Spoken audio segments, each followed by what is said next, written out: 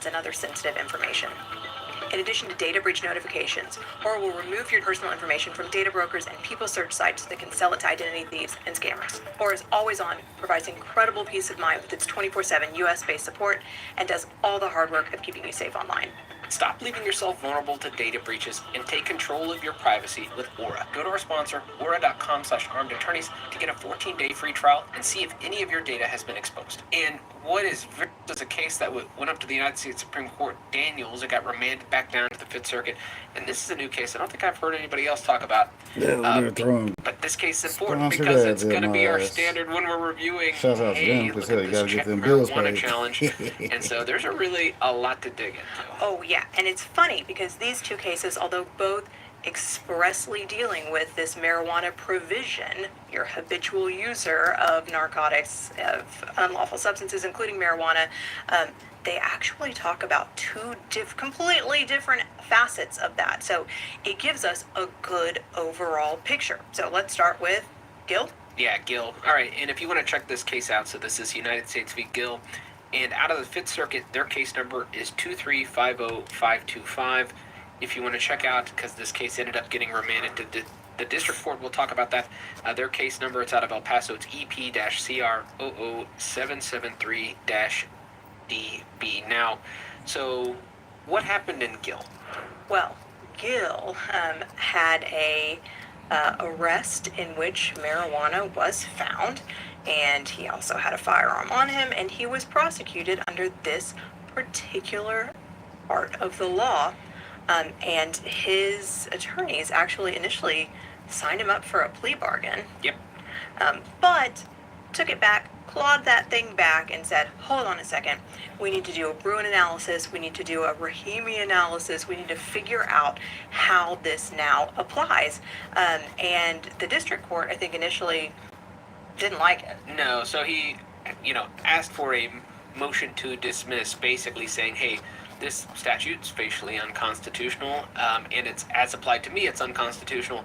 The district court didn't address the as applied challenge, and he appealed that up to the Fifth Circuit Court of Appeals, and there, using New York State Rifle and Pistol Association v. Bruin, using Rahimi, the court said, hey, guess what? You need to go evaluate this thing, hint, hint.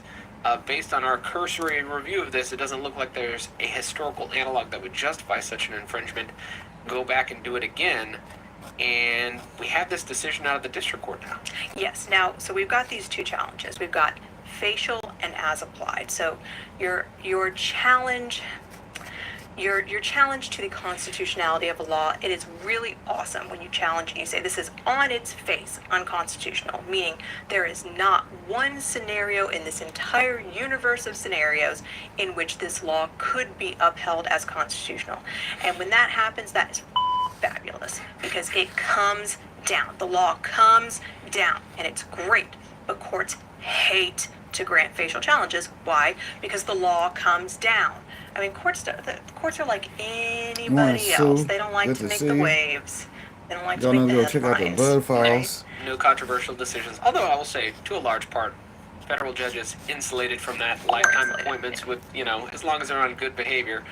So they do it a little bit more, but it's very rare. Right. So you are more likely to have granted your as applied challenge, meaning as to me specifically, in this specific set of facts, this law was unconstitutional. And that's what we have actually in both of these cases here. Still good, not as good. We'll talk at the end about whether we think marijuana is ever going to hit a facial challenge. Yeah. So what happened? All right, Fifth Circuit said, go back, try again, evaluate this, facial challenge. And that's what we have out of El Paso. They said, hey, guess what? Under the scheme under which we judge Second Amendment infringements, this is unconstitutional as applied to Gill. Mm-hmm. Therefore, they ordered his indictment set aside, dismissed, conviction vacated, and they did it with prejudice, which means theoretically the case is over. However, and there's two steps to this, and that's what is going to make this so interesting. Can the government appeal this? The government can appeal this. So that's really unfortunate. That's something in the federal system that is different than, say, our system here in Texas. And there are exceptions to this, but I would say broadly, when the government